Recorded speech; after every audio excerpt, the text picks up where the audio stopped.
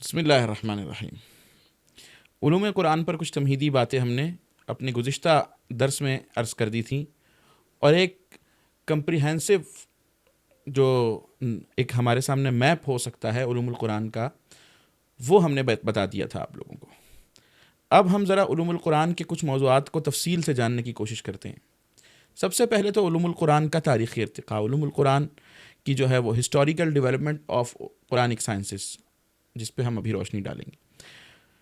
کیونکہ کوئی بھی جو ہماری سائنسز ہیں، اسلامک سائنسز ہیں، اسلامک علوم ہیں، ان کو جاننے سے پہلے جو پہلا سوال اٹھایا جاتا ہے وہ یہی کہ ان کا آغاز کب ہوا۔ اور بہت سے اسلامی علوم کے حوالے سے یہ کہہ دیا جاتا ہے کہ یہ تو عہد نبوی میں موجود نہیں تھے، بعد کی ایجادات ہیں، ان کی کوئی حیثیت نہیں ہے، اور ان اصولوں کو فالو کرنے کی کوئی ضرورت نہیں ہے۔ انسانی ایک یا یوں سمجھ لیں کہ ایک انسانی دریافت ہے اور انسانی اجتہاد ہے محض، اور یوں بیان کیا جا رہا ہوتا ہے کہ گویا کہ عہد نبوی میں یہ اصول اپلائیڈ تھے ہی نہیں، اور صحابہ اکرام جو قرآن کو سمجھ رہے تھے اور صحابہ اکرام جو اللہ کے نبی صلی اللہ علیہ وسلم سے قرآن کے علوم سیکھ رہے تھے، وہ اس سے ہٹ کے کوئی طریقہ تھا۔ تو یہ ایک بہت بڑی غلط فہمی ہے۔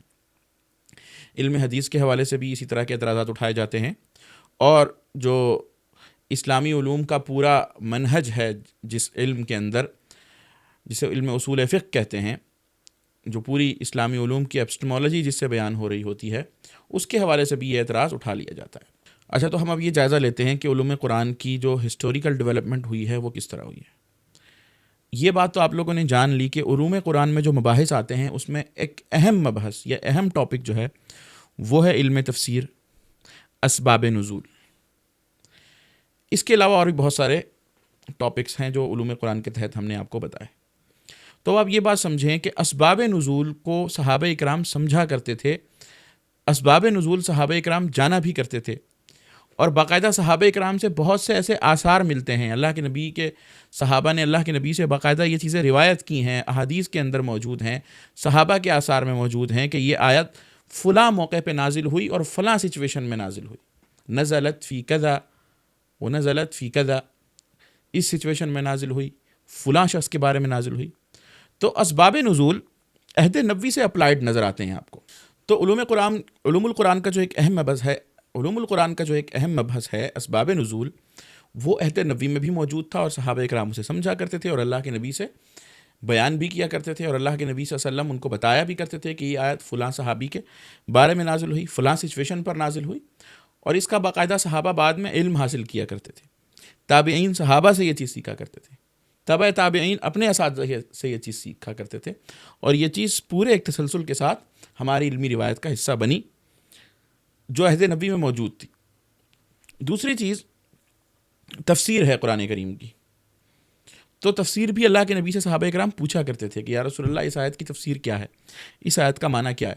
تو حدیث کی کتابوں میں باقاعدہ تفسیر کا ایک پورا باب ملا کرتا ہے، ہمیں کتاب التفسیر کے نام سے ملا کرتا ہے، جس میں اللہ کے نبی نے جو آیات کی تفسیر کی وہ ہوتی ہے۔ پھر صحابہ میں سے بعض صحابہ ایسے تھے کہ جو اپوائنٹڈ تھے اللہ کے نبی صلی اللہ علیہ وسلم کے دور میں بھی کہ یہ مفسرین صحابہ ہیں، ان سے دیگر صحابہ تفسیر روایت کیا کرتے تھے، تفسیر کی جو بات ہوتی تھی وہ ان سے پوچھا کرتے تھے۔ ابن عمر رضی اللہ تعالیٰ عنہ، ابن مسعود رضی اللہ تعالیٰ عنہ، ابن عباس رضی اللہ تعالیٰ عنہ سب سے بڑے مفسر ہیں قرآنی قراءت کا اور قرآن کا مزید علم رکھنے والے۔ ابی ابن کعب، اقرؤکم ابی ابن کعب، اللہ کے نبی صلی اللہ علیہ وسلم نے ان کو یہ اعزاز دیا۔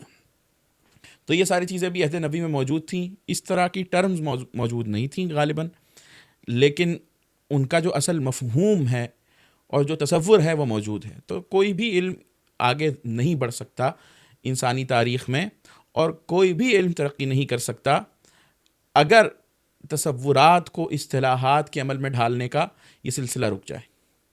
تو کوئی بھی علم اپنی اساس میں ایک انسانی تصور اور ایک انسانی عمل ہی ہوتا ہے، جس کو بعد میں ایک علمی پیرائے میں ڈھال دیا جاتا ہے۔ تو بعد میں علمی پیرائے کے اندر کسی علم کا آنا اس بات کی دلیل نہیں ہے کہ اس کی کوئی اساس انسانی تاریخ میں گزشتہ ادوار میں نہیں پائی جاتی۔ تو بہت سے علوم اسی طرح ہیں، بہت سے افکار بھی اسی طرح ہیں کہ جن کو اپنے دور میں کوئی پذیرائی نہیں ملی، بعد میں جا کے چونکہ ایک علمی رنگ ان کو دے دیا گیا تو ان کو پذیرائی ملی، ان کے سمجھنے والے بھی بہت سے آ گئے۔ تو یہ چیزیں جب ہم اسلامی روایت کی بات کر رہے ہیں، اسلامی علمیت کی بات کر رہے ہیں، تو یہ بات واضح ہونی چاہیے ہے کہ یہ کوئی نئی چیزیں نہیں ہیں، ہم جب کہتے ہیں کہ علوم قرآن کا جاننا، اصول تفسیر کا جاننا، تو لوگوں کو لگ رہا ہوتا ہے کہ قرآن کریم کے فہم میں رکاوٹ ڈالی جا رہی ہے. تو ایسی بات بالکل نہیں ہے، بلکہ قرآن کریم کے فہم کو اسی نہج پر رکھنے کے لیے، قرآن کریم کے اصل فہم کو منتقل کرنے کے لیے ان راہوں کی نشاندہی کی جا رہی ہے جن راہوں پہ صحابہ کرام چلے تھے، اور انہی کے نام علوم قرآن یا اصول تفسیر رکھ دیے گئے ہیں. اور اسی طرح اصول تفسیر بھی عہد نبی میں بہت سے کار فرماتے ہیں، اور اس پہ علماء نے تفصیلی کتابیں لکھی ہیں. اور اس وقت نہیں ہے کیونکہ ہم انٹروڈکشن دے رہے ہیں، اس وقت باقاعدہ علوم القرآن کی کوئی کتاب نہیں پڑھ رہے. آگے چل کے ہم اپنے اس علمی سلسلے میں علوم قرآن کی کتابیں بھی پڑھیں گے، اور یہاں بھی آپ کو ہم علوم القرآن کی بہت سی جو کتابیں ہیں، اہم ترین کتابیں، ان کے بارے میں ہم بتا دیں گے انشاءاللہ آپ کو. اسی طرح غریب القرآن ہے، تو باقاعدہ صحابہ آ کے پوچھا کرتے تھے کہ اس کا مطلب کیا ہے. فجعلہ غثاء احوا. ابھی احوا کا لفظ عربوں کے لیے بھی ذرا یونیک تھا کہ یار احوا کا کیا مطلب ہے، یہ عام عربی کے اندر استعمال نہیں ہوا. اچھا بھائی، پھر جاہلی شاعری میں سے کسی نہ کسی شاعر نے یہ لفظ استعمال کیا ہے، کس مطلب میں استعمال کیا. باقاعدہ اجتہاد، کیونکہ عام روٹین کی لینگویج میں وہ الفاظ نہیں ہوتے تھے، تو وہ الفاظ ان کے لیے نئے لگ رہے ہوتے تھے.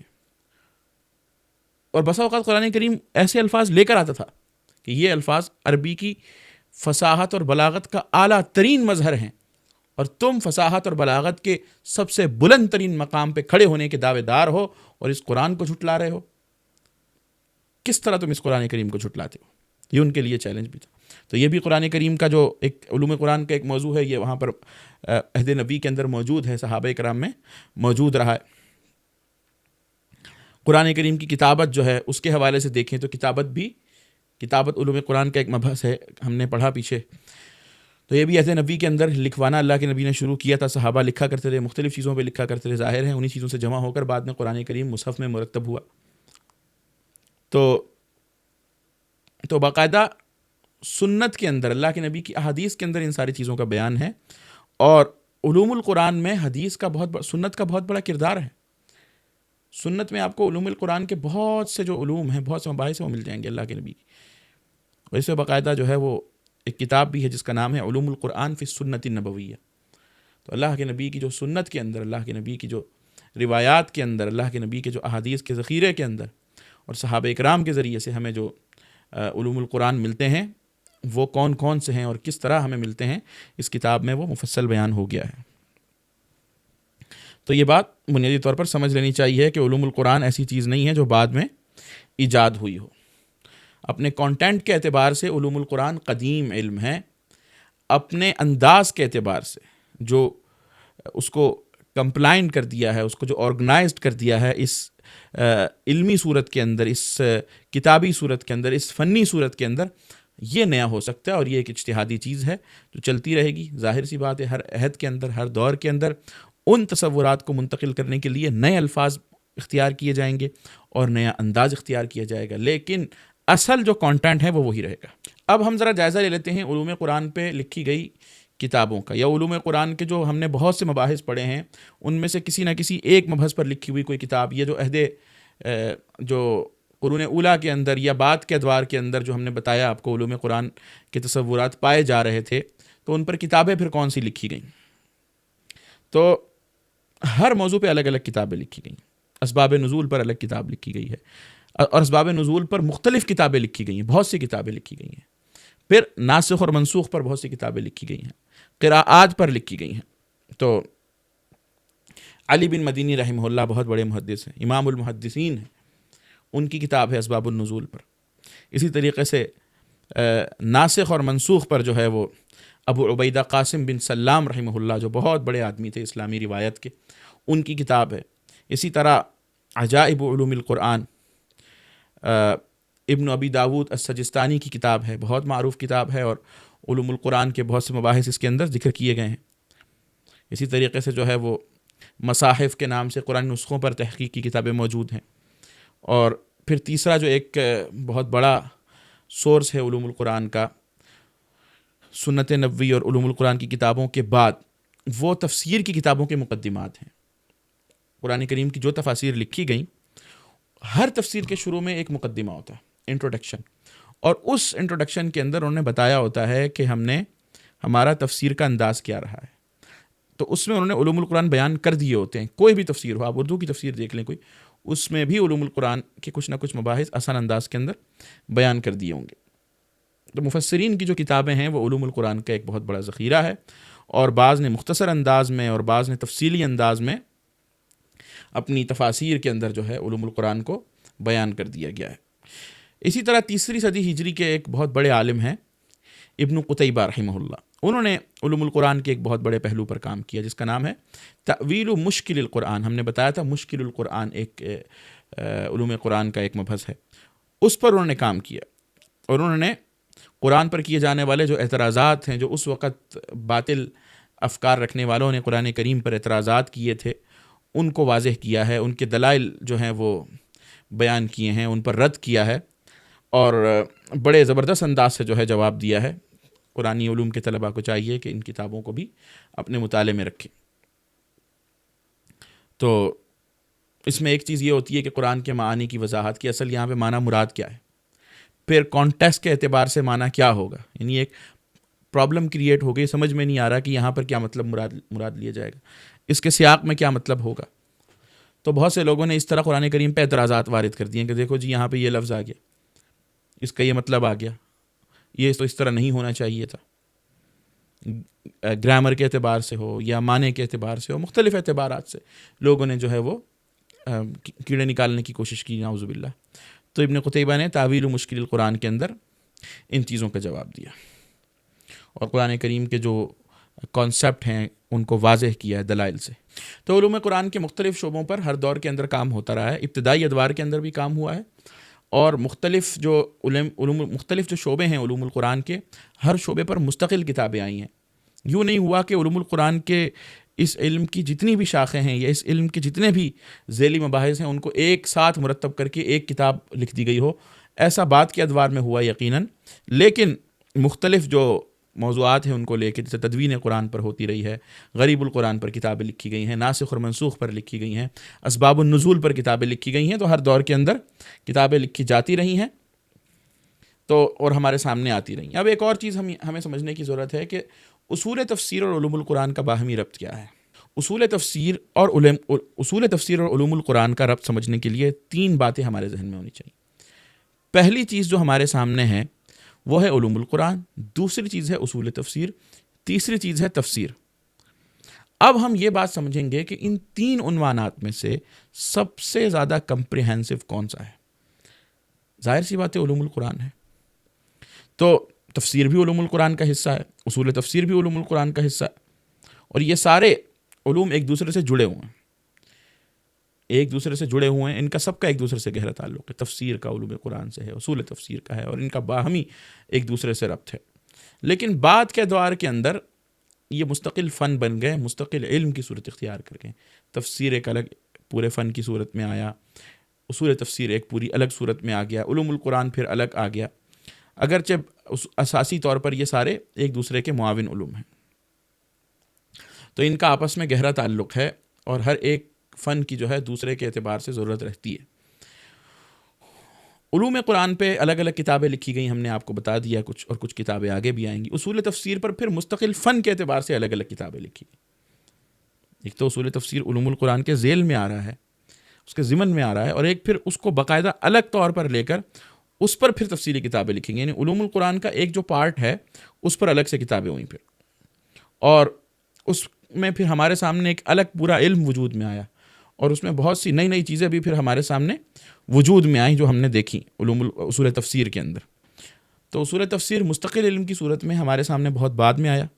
ابتدا میں یہ علوم القرآن کا حصہ تھا، علوم القرآن کے ساتھ ہی ملا ہوا تھا، اور اسی کے تحت لوگ پڑھتے تھے۔ پھر اس پر مستقل الگ سے کتابیں آئیں، جس طرح اصول تفسیر پر کتابیں آئیں، اصول تفسیر کے نام سے، مقدمات فی اصول تفسیر کے نام سے، قواعد التفسیر کے نام سے، قواعد الترجیح بین المفسرین، یہ کتاب ہمارے سامنے آ گئی۔ پھر اس طرح مزید کتابیں بھی ہمارے سامنے علوم القرآن کی آتی رہیں ہر دور کے گزرنے کے ساتھ ساتھ، اور جس طرح قرآن کے اعتبار سے جدید مباحث آتے رہے، جدید چیلنجز آتے رہے، اسی قدر اس فن کے اندر توسیع بھی ہوتی گئی، اس کی ایک اصطلاح کو مزید اس کی جو عصر حاضر کے حوالے سے اس کی جو ایپلیمنٹیشنز ہو سکتی تھیں، اس کی جو مثالیں ہو سکتی تھیں، وہ بڑھتی گئیں، اور اصطلاحات کے اندر کچھ نہ کچھ وسعت بھی پیدا ہوتی گئی، یہ تدریجاً ارتقاء ہوتا رہا۔ تو یہ بات ہر علم میں تقریباً ہوتی ہی ہے۔ اچھا، اب ان کو ہم ایک ترتیب سے سمجھا دیتے ہیں، اصول تفسیر، علوم القرآن اور تفسیر کو۔ ایک بہت بڑا دائرہ ہے، اس کا نام ہے علوم القرآن۔ اس دائرے کا ایک حصہ ہے اصول تفسیر، اور اصول تفسیر ہیں قاعدے، ضابطے، رولز ہیں، اور ان رولز کی جو ایپلیمنٹیشن ہو رہی ہے وہ تفسیر کی صورت میں واضح ہو رہی ہے، یعنی ان قواعد کا جو عملی اطلاق ہے وہ تفسیر پر ہوتا ہے اور تفسیر سامنے آتی ہے۔ قرآن ہمیں بتاتا ہے کہ قرآن کن پہلوؤں پر مشتمل ہے، علوم القرآن ہمیں یہ بتاتا ہے کہ قرآن کن پہلوؤں پر مشتمل ہے، قرآن میں کیا کیا موضوعات ہیں، قرآن کے کیا کیا پہلو ہیں، قرآن کے جو ٹیکنیکل جو موضوعات ہیں اس کو سمجھنے کے اعتبار سے وہ کیا ہیں، کن کن حصوں میں اس کو تقسیم کیا جا سکتا ہے سمجھنے کے اعتبار سے، یہ ہمیں علوم القرآن بتاتا ہے۔ اصول تفسیر ہمیں کیا بتاتا ہے کہ قرآن کو سمجھنے کے کیا اصول ہیں، اور تفسیر پھر ہمیں ان اصولوں کے مطابق قرآن کریم کو واضح کر کے دکھاتی ہے۔ تو سب سے زیادہ جو جامع چیز ہے وہ علوم القرآن ہے۔ تو علوم القرآن پر ہم نے آپ کو کچھ کتابوں کا پہلے تذکرہ کر دیا کہ علوم القرآن پر ابتدائی ادوار میں کچھ کتابیں لکھی گئی ہیں، اور علوم القرآن کے ذیلی مباحث میں سے ایک ایک مبحث کو لے کے تفصیلی کتابیں لکھی گئی ہیں، اور پھر جو ہے وہ تفسیر پر بھی کتابیں لکھی گئی ہیں، اصول تفسیر پر بھی الگ الگ کتابیں لکھی گئی ہیں۔ اب ہم ذرا بعد کے ادوار کے اندر بھی ذرا لکھی جانے والی علوم القرآن کی کتابوں کا تذکرہ کر دیتے ہیں۔ سب سے پہلے جو اس حوالے سے ایک جامع اور ایک بڑی مضبوط کتاب سمجھی جاتی ہے وہ ہے البرہان فی علوم القرآن، امام زرکشی رحمہ اللہ کی، جو بہت بڑے عالم تھے، علوم القرآن کے، قرآنی علوم کے بہت ماہر تھے، اور اس کتاب کے اندر انہوں نے علوم قرآن کی تقریباً 46 اقسام بیان کی۔ جس طرح ہم نے پیچھے 10 اقسام بیان کی، انہوں نے 46 اقسام کے اندر علوم القرآن کو تقسیم کیا، اور پھر تفصیل سے جو ہے وہ انہوں نے ان ساری چیزوں کا ذکر کیا۔ یہ گویا کہ علوم القرآن کا ایک انسائکلوپیڈیا ہے، اس کے جو موضوعات ہیں اس کا ہم ذرا آپ کو اندازہ کرا دیتے ہیں۔ اسباب النزول ہے، وجوہ والنظائر ہے، اور اسماء القرآن ہے، جدل القرآن ہے، الوقف والابتداء ہے، اعجاز القرآن ہے، مناسبات الآیات والسور ہے، فواتح السور و اسرار السور ہے، آداب التلاوہ ہے، ناسخ القرآن و منسوخہ، توجیہ القراءات، الوجوہ والنظائر۔ تو یہ ویسے بسا اوقات اگر آپ پچھلے 10 موضوعات کو دیکھیں اور ان موضوعات کو دیکھیں تو ان پچھلے 10 موضوعات میں ان میں سے بہت سے موضوعات کو ایک موضوع کے تحت سمیٹ دیا گیا ہے، اور اس میں پھر ان کو مزید کھولا گیا ہے تو یہ زیادہ ہو گئے۔ تو الوجوہ والنظائر کا ہم بتا دیتے ہیں کہ یہ الوجوہ والنظائر پیچھے بھی رہ گیا تھا تقریباً۔ تو یہ کیا ہے؟ وجوہ کا مطلب ہوتا ہے کہ ایک لفظ کے مختلف معنی، وجہ اور وجوہ، چہرے کو بھی کہتے ہیں وجہ، وجوہ کا مطلب اس کی جمع ہے، بہت سے چہرے۔ وجہ جیسے ہم اردو میں کہتے ہیں ایک وجہ ہے، اور اس کی بہت سی وجوہات ہیں۔ تو وجوہ کا لفظ تو آپ کو اتنا سمجھ میں آ گیا ہوگا۔ تو وجوہ کا مطلب کیا ہے؟ ایک لفظ کے مختلف معنی۔ نظائر کا کیا مطلب ہوتا ہے؟ مثالیں، یعنی ایک لفظ کے جو مختلف معنوں کی عملی صورتیں ایک جیسی نظر آ رہی ہیں وہ کون کون سی ہیں؟ مثال کے طور پہ ایک لفظ ہے، اس کے مختلف معنی، لیکن اس کے ایک معنی پہ یہ 10 آیات دلالت کر رہی ہیں، تو یہ 10 آیات نظائر ہیں اس کے ایک معنی کے۔ اسی طرح بہت سے قرآن کریم کے اندر آپ کو وجوہ اور نظائر ملیں گے۔ مثلا ہدایت کا لفظ ہے، ہدایت کا لفظ قرآن کریم میں مختلف معنوں میں آیا ہے، لیکن اس میں سے ہر ایک جو معنی ہے اس معنی میں بہت سی آیت آئی ہوں گی۔ راستے کے معنی میں آیا، راستہ دکھلانے کے معنی میں آیا۔ اب راستہ دکھلانے کے معنی میں یا منزل تک پہنچانے کے معنی میں تو کون کون سی آیت ایسی ہیں، کون کون سے نظائر ایسے ہیں جہاں جہاں ہدایت کا یہ وجہ مراد ہے؟ بات سمجھ میں آ رہی ہے آپ لوگوں کو؟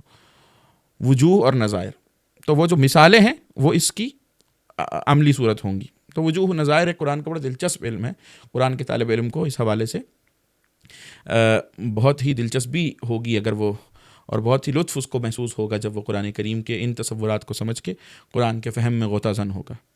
اور پھر ہم نے آپ کو بتایا کہ اس کے بعد غریب القرآن پر مختلف کتابیں مختلف پہلوؤں سے لکھی گئی ہیں۔ بعض تو وہ کتابیں ہیں جن میں صرف مشکل الفاظ کا علم ہے، غریب القرآن میں مشکل الفاظ کا علم ہے، اور بعض کتابیں وہ ہیں کہ جس میں مشکل الفاظ کا علم بھی ہے اور پھر ایک لفظ کے مختلف معنی بھی بیان کیے ہوئے ہیں کہ مشکل لفظ ہے، اس کا معنی یہ ہے، اور پھر اس کے مختلف معنی بھی ہیں، مزید بھی اس کے معنی ہیں۔ تو اس طرح کی ایک کتاب ہے امام راغب اصفہانی کی مفردات القرآن، بہت اہم کتاب ہے، اس کے اردو تراجم بھی ہو چکے۔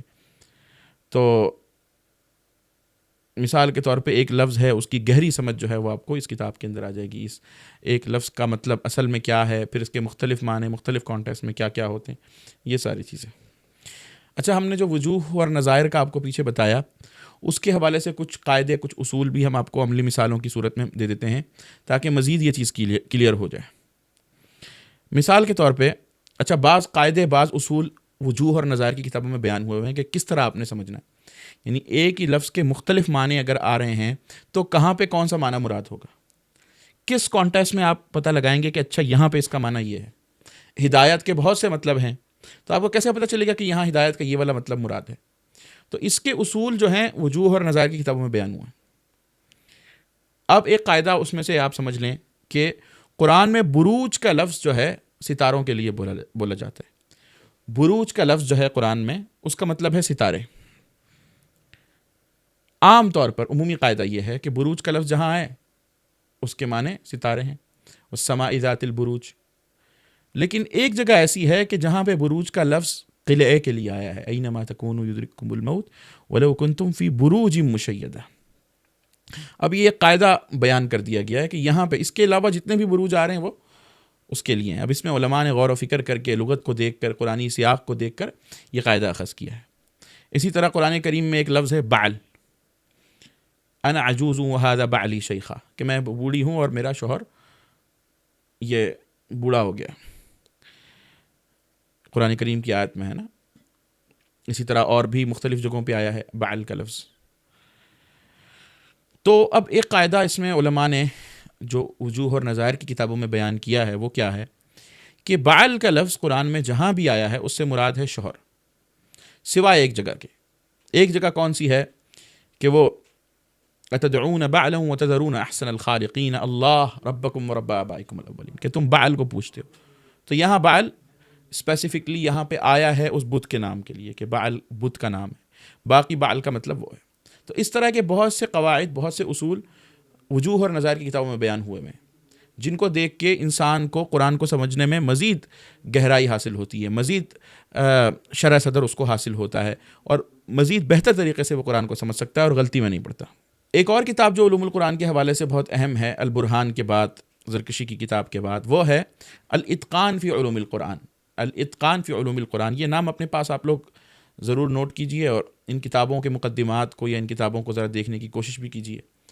الاتقان فی علوم القرآن ایک بہت بڑے عالم امام جلال الدین سیوطی رحمہ اللہ کی ہے. یہ وہ عالم ہے کہ جنہوں نے ہر فن میں کتابیں لکھی ہیں. کوئی فن ایسا نہیں ہے جس پر سیوطی کی کتاب نہ ہو اپنے زمانے کے فنون میں سے. ظاہر سی بات ہے آج کے فنون پہ تو سیوطی نے نہیں لکھی ان کی کتابیں. تو یہ کتاب بھی بہت مضبوط اور بہت ہی جامع کتاب سمجھی جاتی ہے. اس میں علوم القرآن کو بہت زبردست انداز کے اندر جمع کر کے رکھ دیا گیا. اس کا ایک خلاصہ بھی لکھا گیا ہے مختصر الاتقان کے نام سے.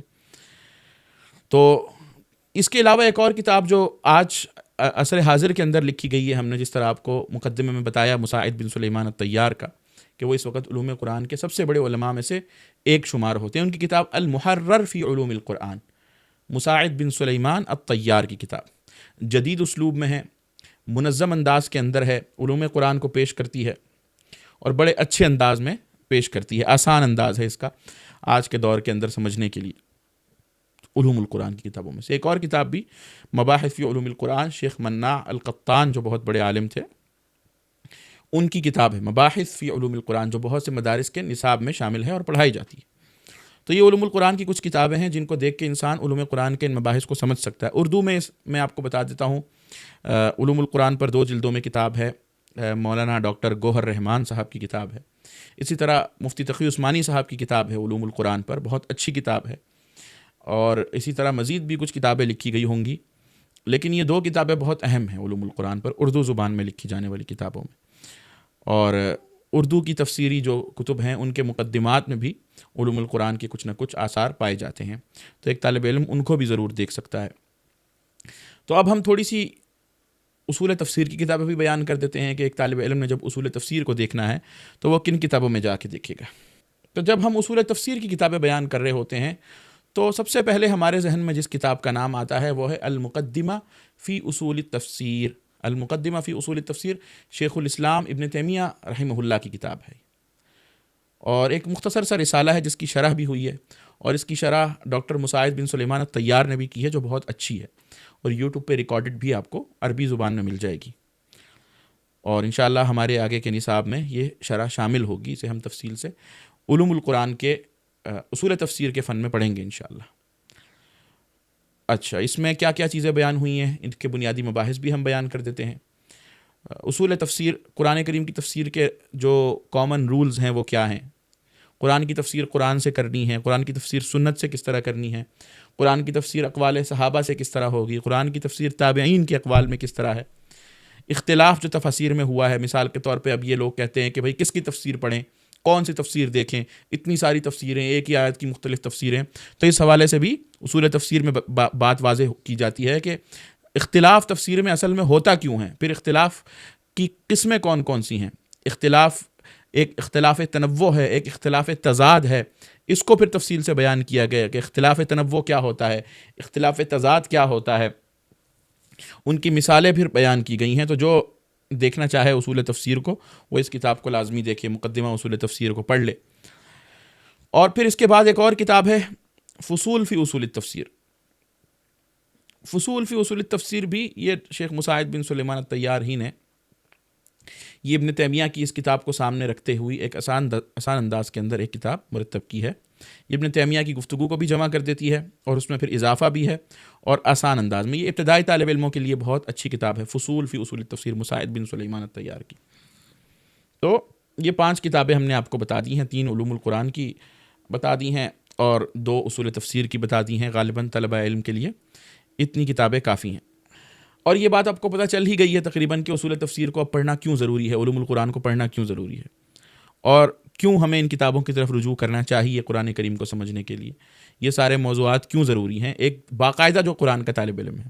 ہاں، ایک عام آدمی جو قرآن کریم کے حوالے سے آگاہی حاصل کرنا چاہتا ہے، قرآن کریم سے واقفیت چاہتا ہے، قرآن کریم کی آیات میں مختلف ہیں، قرآن کریم کی آیات کا جو انداز ہے، قرآن کریم کی آیات کا جو اسلوب ہے وہ الگ الگ ہے، اس میں کچھ آیات ایسی ہیں کہ بالکل عام سے بندے کو بھی سمجھ میں آ رہی ہوں گی، لیکن کچھ آیات ایسی ہیں کہ ان میں احکام ہیں، کچھ آیات ایسی ہیں کہ غریب القرآن ہیں، کچھ آیات کے اندر وجوہ و نظائر والا جو ہے رول اپلائی ہو رہا ہے، کچھ آیات کے اندر متشابہ القرآن والا مسئلہ پیش آ رہا ہے۔ تو یہ ساری چیزیں اہل علم سے رجوع کیے بغیر یا ان علوم کو سمجھے بغیر یا تو اہل علم سے رجوع کریں یا پھر خود اہل علم بنیں، اور خود اہل علم انسان جو ہے وہ مکھی پہ مکھی مار کے تو بنتا نہیں ہے، ظاہر سی بات ہے، اس کے لیے تو پھر محنت کرنی پڑتی ہے، اس کے لیے تو پھر کتابیں کھولنی پڑتی ہیں، اس کے لیے تو پھر عرق ریزی ہوتی ہے، اس کے لیے تو پھر دعوے نہیں ہوتے، اس کے لیے پھر جان مارنی پڑتی ہے۔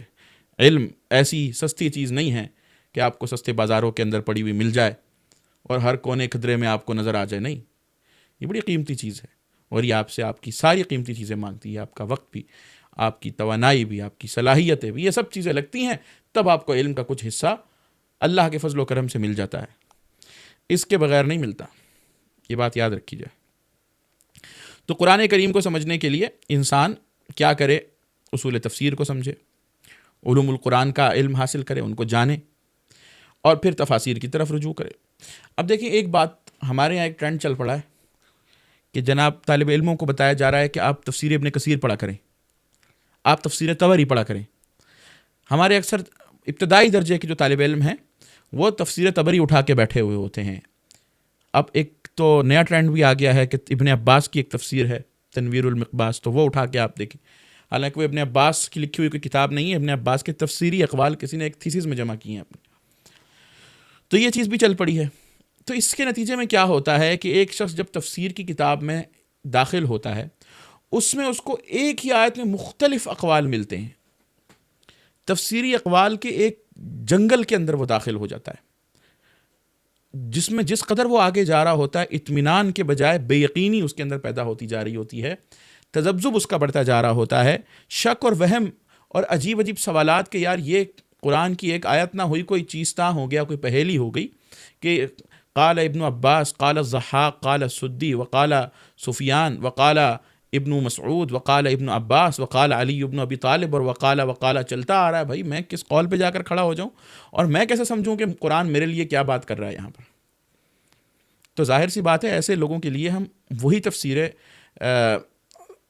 سلیکٹ کریں گے جو ایک عامی کے لیے مرتب کی گئی ہیں، جس میں قرآنی ہدایات کو ایک زبردست انداز کے اندر، جس طرح ایسر التفاسیر قرآنی تفسیر کے دروس ہیں، کہ علماء نے قرآنی ہدایت میں سے وہ چیزیں جس کی ایک عام شخص کو ضرورت ہو سکتی ہے وہ مرتب کر دی ہیں۔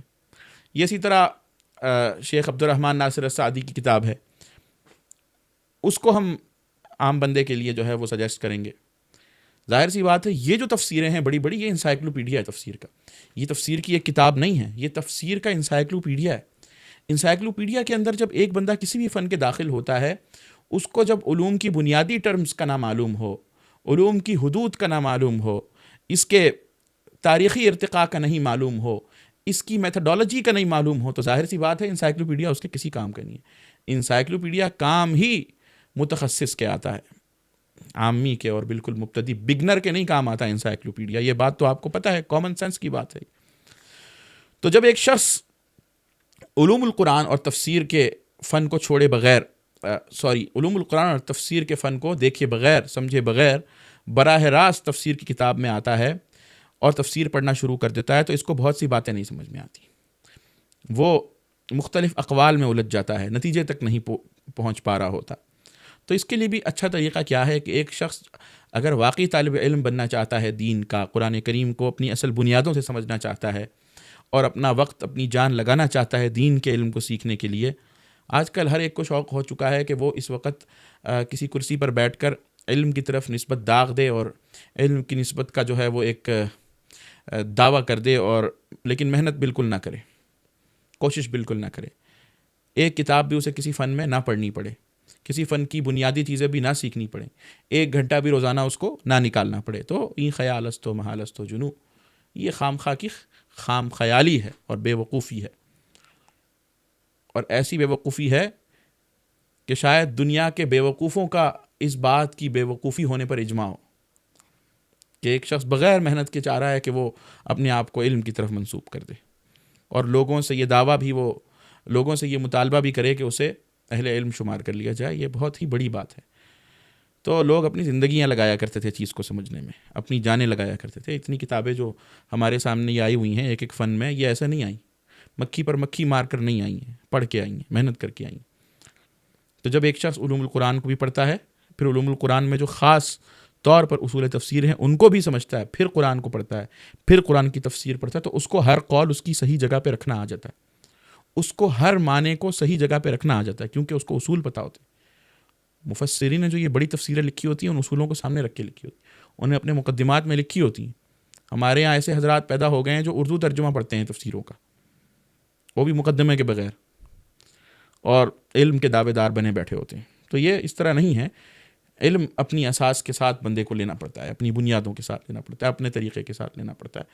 تو یہ بات انسان کے لیے ٹھیک نہیں ہے کہ وہ بلا تمہید کے، بلا مقدمات کے ایک لمبی بلڈنگ پر چھلانگ لگا دے، پہلی سیڑھی پر قدم رکھنے کو ناگوار سمجھ رہا ہو۔ تو طالب علم کے لیے یہی انداز ہے کہ وہ پہلے ابتدائی چیزوں کو سمجھے، وہ اپنے آپ کو پہلے بگنر سمجھے، وہ اپنے آپ کو ڈائریکٹ شیخ الاسلام نہ سمجھے۔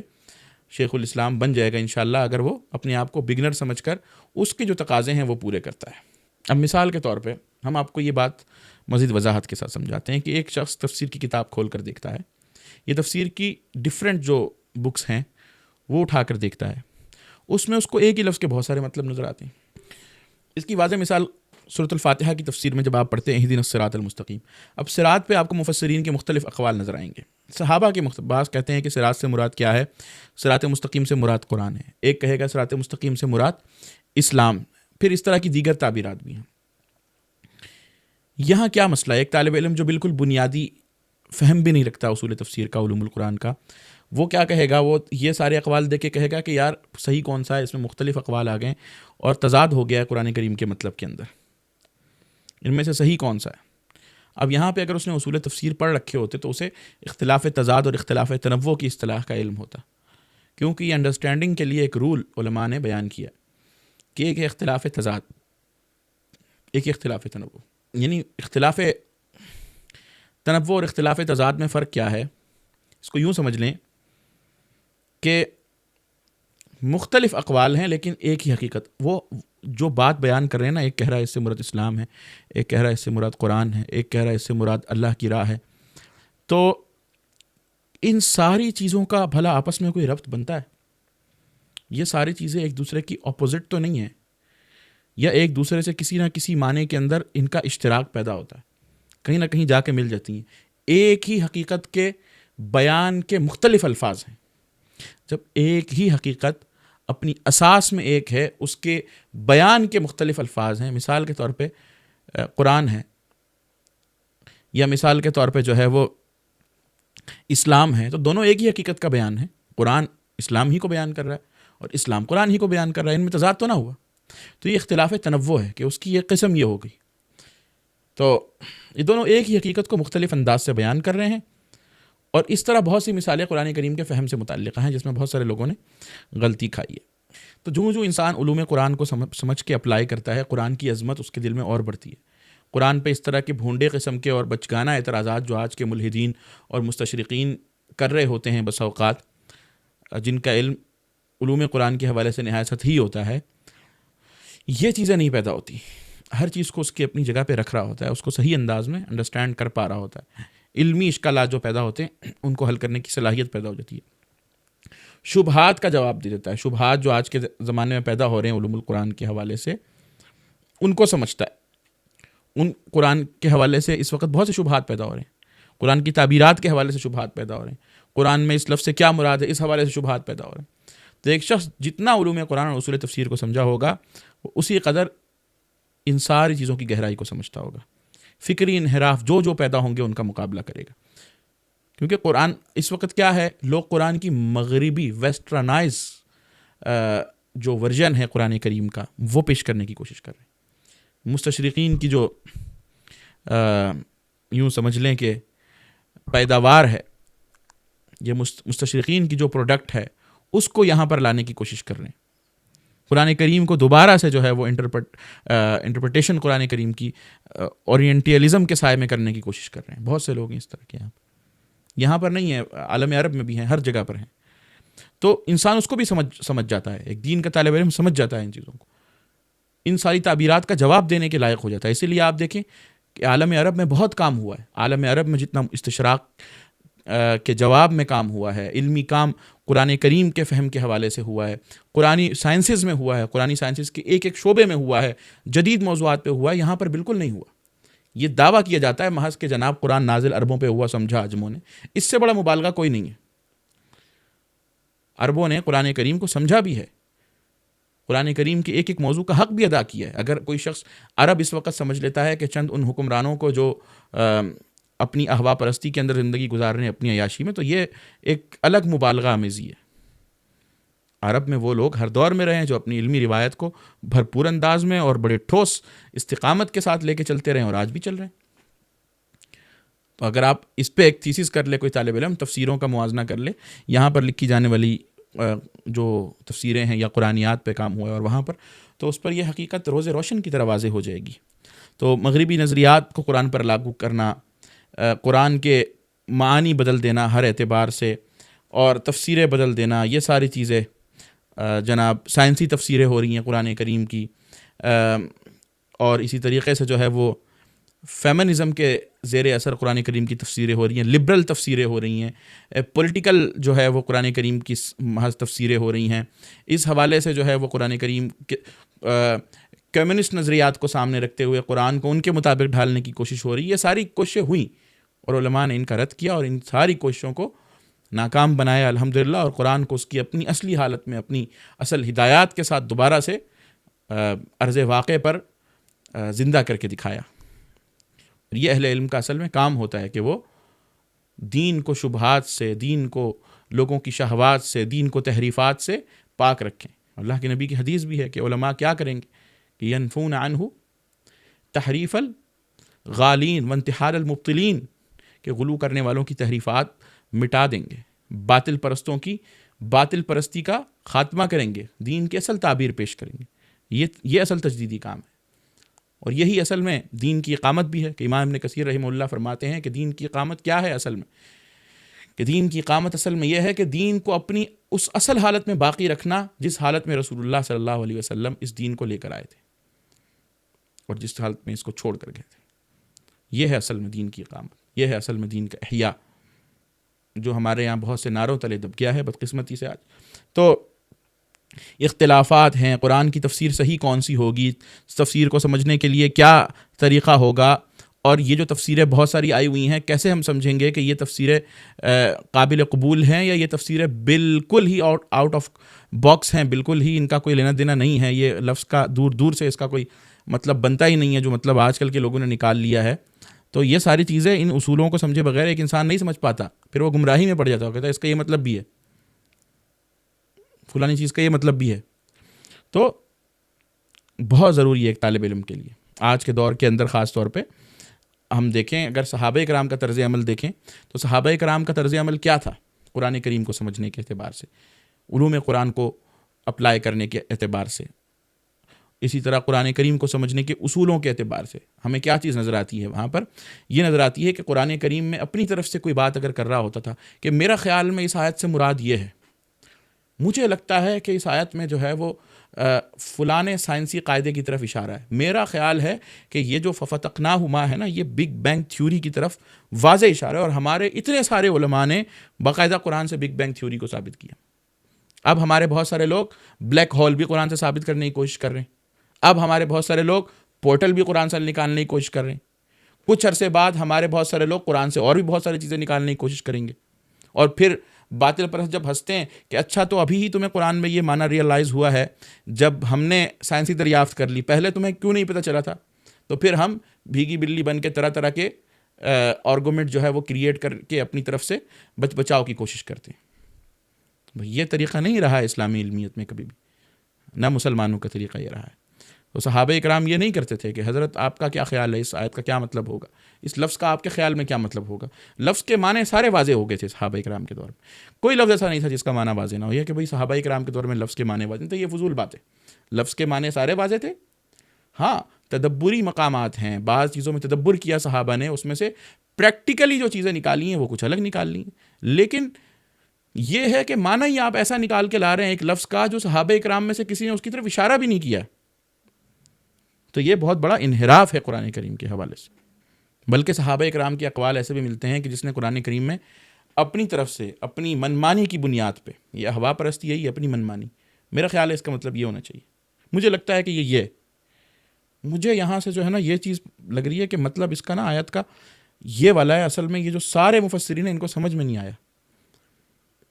تو ہاں ایک جو معنی مفسرین نے ڈیفائن کر دیا ہے اس کی روشنی کے اندر آپ آج کے دور میں کسی ایک پرابلم کو سالو کرتے ہیں کہ وہ جو سینیریو تھا اس سینیریو کی کچھ چیزیں یہاں بھی مل رہی ہیں اور وہاں بھی تھیں، اور وہ سیاق تھا، بہت ساری چیزیں، اس کے بہت سارے اصول ہیں کہ آپ قرآن کریم کی آیات کو اپنے زمانے پر کس طریقے سے جو ہے وہ اپلائی کریں گے اور کس طریقے سے اپنے دور کے لیے اس کو ریلیونٹ بنائیں گے، یا اس سے جو معنی آپ نے نکالنے ہیں، اس سے جو آپ نے ہدایت لینی ہے وہ کس طرح لینی ہے. یہ باقاعدہ ایک اصول ہیں اس کے، باقاعدہ ہر ایک کی بات نہیں ہے کہ وہ تکے مارتا رہے قرآن کریم میں اور قرآن کریم تکوں کی کتاب بن جائے. جس طرح مصر کے بہت بڑے عالم طنطاوی جوہری نے ایک کتاب لکھ دی تھی، سائنسی دریافت جتنی بھی ہوئی ہیں ان کو قرآن تفسیر سے ثابت کرنے کی کوشش کی، جس پہ بر صغیر کے ایک بہت بڑے عالم دین محمد یوسف بن نوری نے اس وقت یہ نقد کیا تھا کہ سائنسی تفسیرات کل کو بدل جائیں تو کیا آپ اس بات کو تسلیم کر لیں گے کہ قرآن کریم بھی غلط ثابت ہو گیا؟ تو قرآن کریم تو غلط ثابت نہیں ہوتا اگر ایک ہی نظریے کا دوسرا شخص آ کے یہ کہے کہ فلاں سائنسی نظریات کے اندر کچھ نہ کچھ ضعف پایا جاتا ہے اور فلاں سائنسی نظریات جو ہیں وہ غیر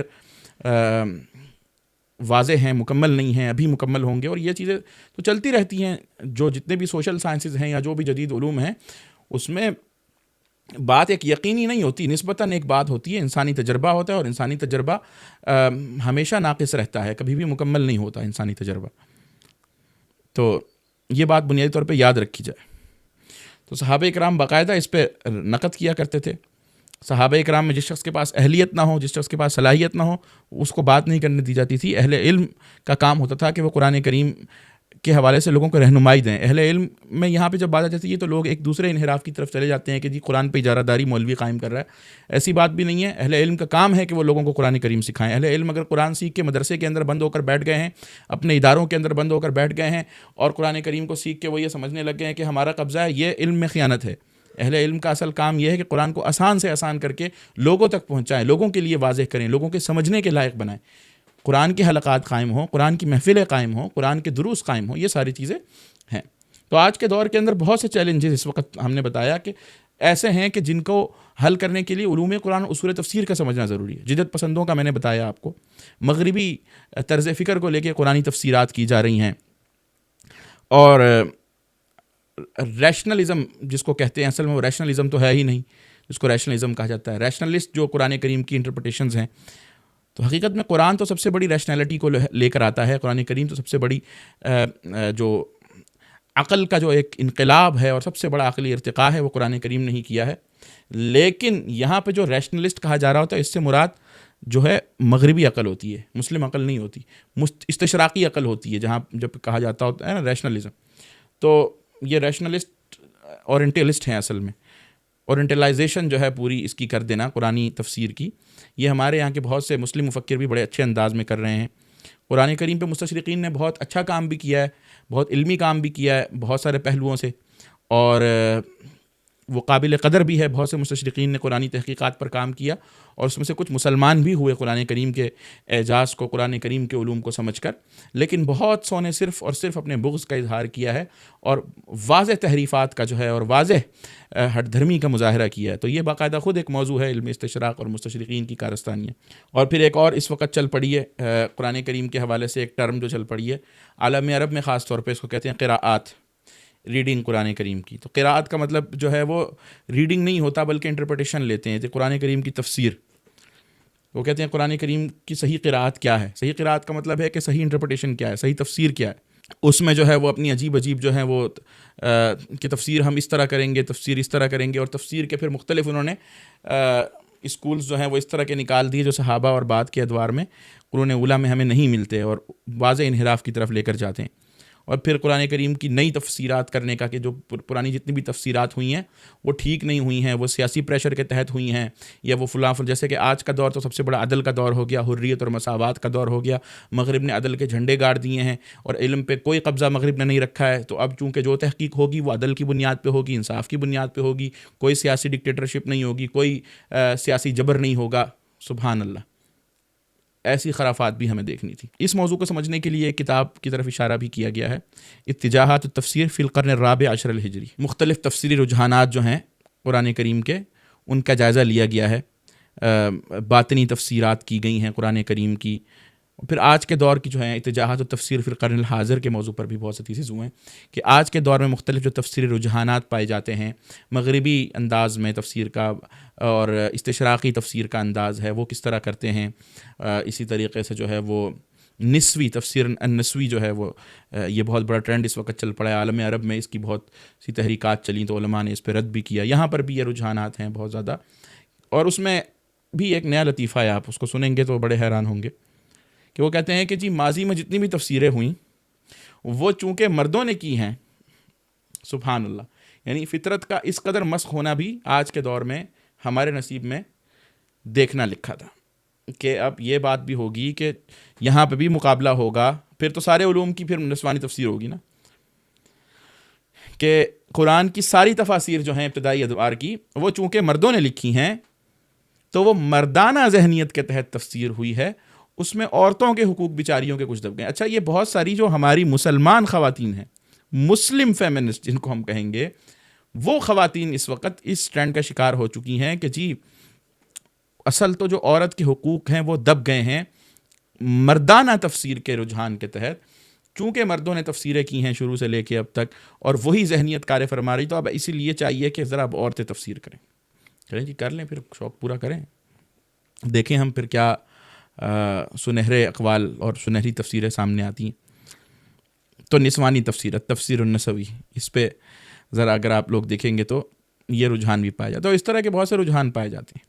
خود بدلتے نہیں، قرآن کو بدل دیتے ہیں لوگ، سبحان اللہ۔ تو قرآن کے اندر تحریف کے دروازے کھول دیے جاتے ہیں، قرآن کریم کے اندر تعبیر کے نام پہ تحریف کے دروازے کھولے جا رہے ہیں اس وقت۔ تو جب علوم قرآن اصول تفسیر کا صحیح سے علم ہوگا ایک طالب علم کو، تو وہ پکڑ سکے گا کہ کون سی چیز تعبیر ہے اور کون سی چیز تحریف ہے۔ پھر ایک اور ٹرینڈ اس وقت چلا آ رہا ہے، اور یہ ٹرینڈ تفسیر قرآن میں بعض مسلم مستشرقین یا مستشرقوں کے مسلم شاگردوں کے اندر دیکھنے میں آیا ہے. بر صغیر میں ہمارے یہاں بھی بہت سے اس طرح کے اسکول آف تھاٹ پیدا ہو گئے ہیں جن کا نام میں نہیں لیتا بہرحال, لیکن ہم لوگ خود بخوبی سمجھ سکتے ہیں ان لوگوں کو, ہمارے ارد گرد جو ہے وہ ماحول میں نظر آتے ہیں.